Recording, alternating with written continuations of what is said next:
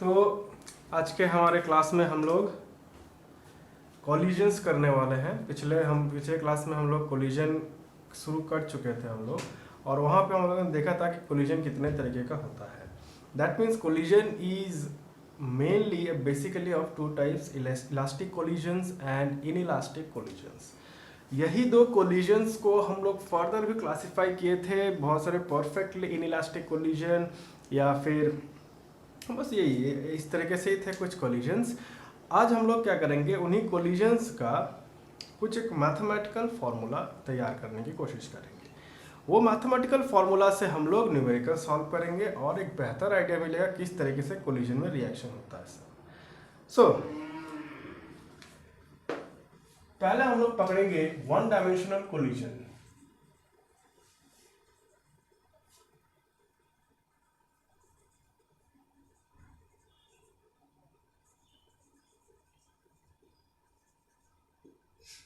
One dimensional collision में क्या होता है? अच्छा, कोलिजन का मतलब क्या होता है? एक बॉडी आएगा, सीधा कोलाइड करेगा और कोलाइड करके चला जाएगा। अगर इस डायग्राम को अगर हम लोग बनाए तो यहाँ पे तीन सिचुएशंस होता है। The situation where the body haven't collided, that means before collision. ये हो गया मास m1 के साथ, और this is a different body of mass m2. In order to collide, they should move in the same direction. That means अगर ये इधर जा रहा है with velocity u1 और ये इधर जा रहा है with velocity u2, ये हो गया before collision. ड्यूरिंग कोलिजन की जरूरत नहीं है, बट फिर भी देख लो क्या होता है कि ये दोनों कोलाइड कर गए। कोलाइड करने के बाद आफ्टर कोलिजन, ये बहुत काम की है। आफ्टर कोलिजन m1 m2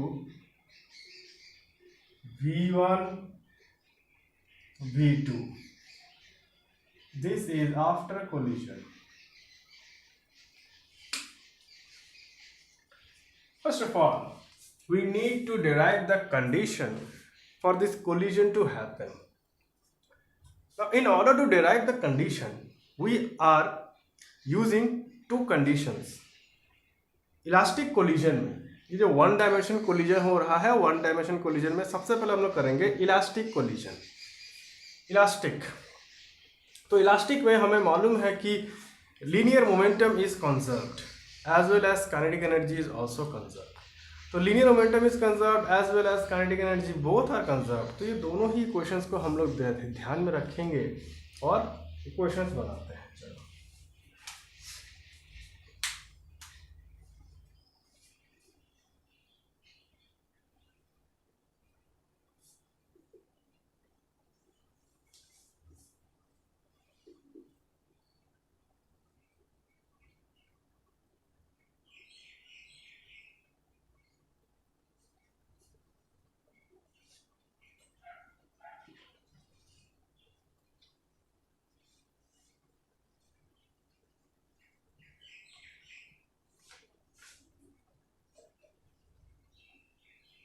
यानी मोमेंटम इनिशियली या momentum before collision is equal to momentum after collision.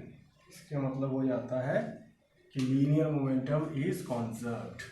Now सारे m1 को इधर करते हैं, सारे m2 को इधर करते हैं, तो ये हो जाएगा m1 u1 minus m2 v1 is equal to m2 v2 minus m2 u2। अब m1 यहां से कॉमन ले लो, m1 यहां से कॉमन ले लो, तो ये हो जाएगा u1 माइनस v1। m2 यहां से कॉमन ले लो, v2 माइनस u2। अब इसको ऐसे ही छोड़ दो। इसके बाद हम लोग दूसरा वाला जो प्रॉपर्टी था वो भी करेंगे हम लोग। That means kinetic energy is also conserve here. तो kinetic energy is also conserve, उसके लिए क्या इक्वेशन निकल के आता है देखते हैं।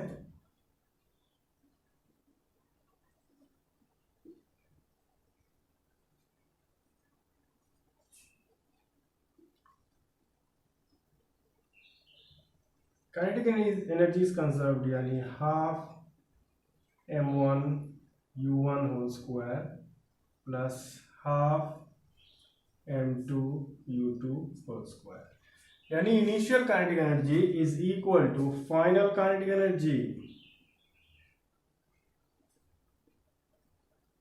Half m2 v1 whole square. Half common ले लेंगे सबसे, तो ये तो कट ही जाएगा, तो इसको आगे बढ़ाने की जरूरत नहीं है। m1 को सब एक साइड रखते हैं, m2 को सब एक साइड कर देते हैं। m1 u1 whole square minus m1 v1 whole square, m2 v1 whole square minus m2 u2 whole square. यहाँ से m1 अगर कॉमन ले लिए तो ये हो जाएगा u1 square minus v1 square is equal to, यहाँ से m2 कॉमन ले लिए तो v1 square minus u2 square. A square minus b square, a square minus b square के फॉर्मूले में इसको खोल देंगे, u1 plus v1 into u1 minus v1 plus u2, कुछ गड़बड़ है,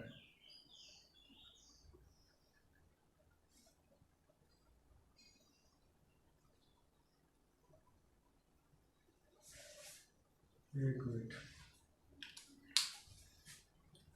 v1 और यहाँ पर होगा v2,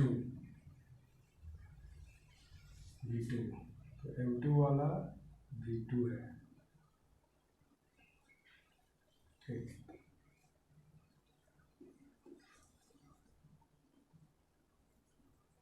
ये रहा, let this be equation 2, let this be equation 1। अब क्या करेंगे हम लोग, इक्वेशन 2 को डिवाइड कर देंगे इक्वेशन 1 से। Dividing the equation 2 by equation 1,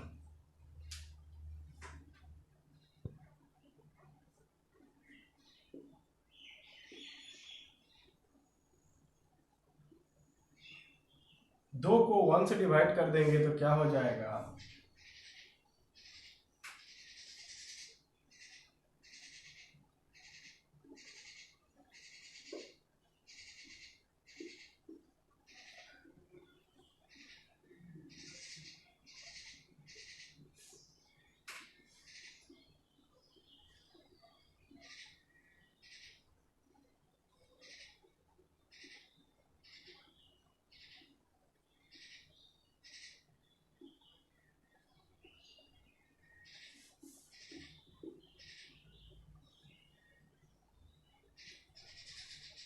this gives us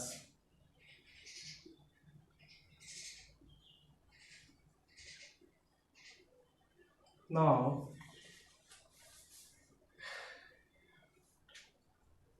अब यहाँ पे सारे u को एक साइड रखते हैं और सारे v को एक साइड करते हैं, तो ये क्या हो जाएगा, u1 minus u2 is equal to v2 minus v1।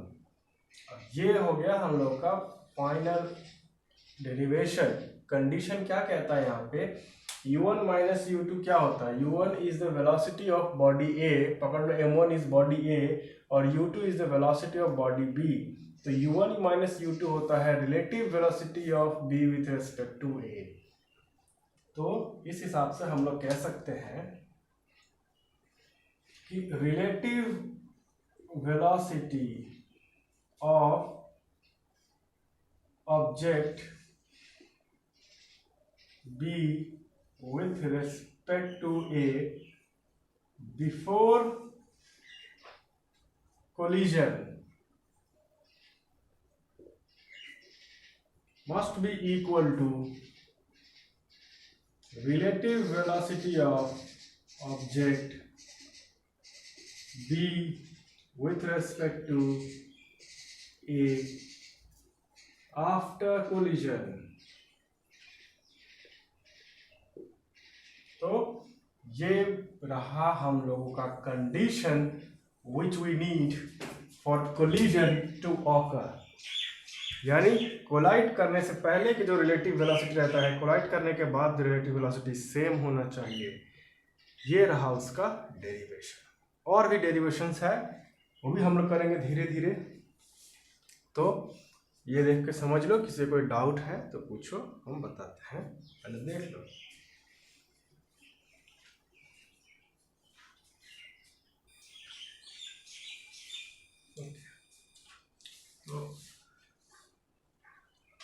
So this is the condition required for elastic collision to occur. Now, यहाँ पे हमें एक चीज़ और ध्यान देने की ज़रूरत है।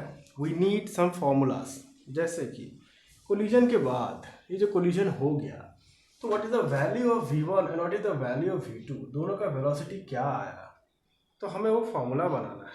तो हमें इसकी ज़रूरत नहीं है, हमें बस पहला इक्वेशन ही चाहिए, उसी से काम बन जाएगा, और ये वाला चाहिए। तो बाकी सारी चीज़ों को इरेज कर देते हैं। तो as we see, this is the condition we get from the derivation, that is the relative velocity of an object B with respect to A before collision must be equal to relative velocity of object B with respect to A after collision. इसी को हम लोग अगर यहाँ पे फिर से लिखें, so this can be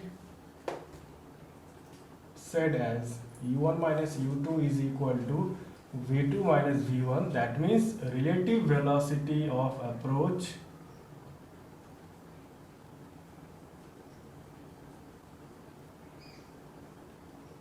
is equal to relative velocity of separation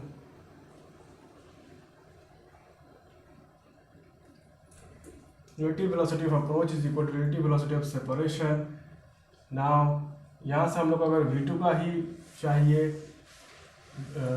value, यानी we are trying to establish the velocity obtained after the collision, कितना वेलोसिटी होगा उनका कोलिजन के बाद, यही हम लोग को निकालना है। तो यहाँ से हम v2 को लिखते हैं और बाकी सबको इधर भेज देते हैं, तो we will get u1 minus u2 plus v1। अब यही v2 का वैल्यू तो हम यहाँ पे पुट कर देते हैं, which was initially our linear momentum is conserved, उसका मैथमेटिकल फॉर्म। यहाँ पे जब पुट करते हैं तो हमें क्या मिलेगा, m1 u1 plus m2 u2 is equal to m1 v1 plus m2 u1 minus u2 plus v1। And now let us open the bracket.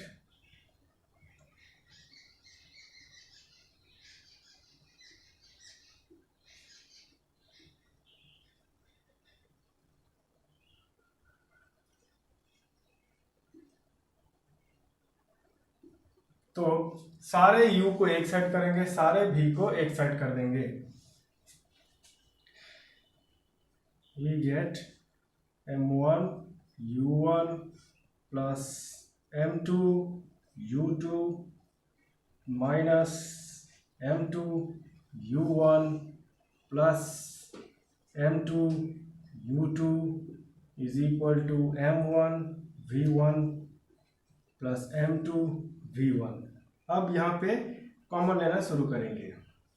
u1 जो भी दिख रहा है उसको ऐड अगर करते हैं यहाँ पे, अच्छा ये तो दिख रहा है m2 u2 plus m2 u2, ये तो हो जाएगा 2m2 u2, और यहाँ से अगर हम लोग u1 कॉमन ले लिए तो ये हो जाएगा m1 माइनस m2, और ये हो जाएगा plus twice of m2 u2, और यहाँ से अगर हम लोग v1 को कॉमन ले लिए तो ये हो जाएगा m1 प्लस m2। ना इसको इधर भेज देते हैं आप, तो जैसे ही इसको भेज देते हैं तो हमारा क्या आता है इक्वेशन, v1 का इक्वेशन आ जाएगा हमारा, that is v1 is equal to m1 minus m2 by m1 plus m2 whole multiplied by u1 plus twice of m2 by m1 plus m2 into u2. This is the equation which will give us the value of the velocity v1 after the collision. Similarly, we can also find the value of v2. So no need to find, जहां जहां पे body 1 दिख रहा है वहां पे 2 place कर दो, सेम रिजल्ट ही मिलेगा। यानी यहां पे अगर हम लोग ऐसे लिख दिए v2 is equal to m2 minus m1 by m2 plus m1 into u2 plus twice of m1 by m2 plus m1 into u2, sorry, into u1. This will give you the idea about the velocity of object 2 after collision.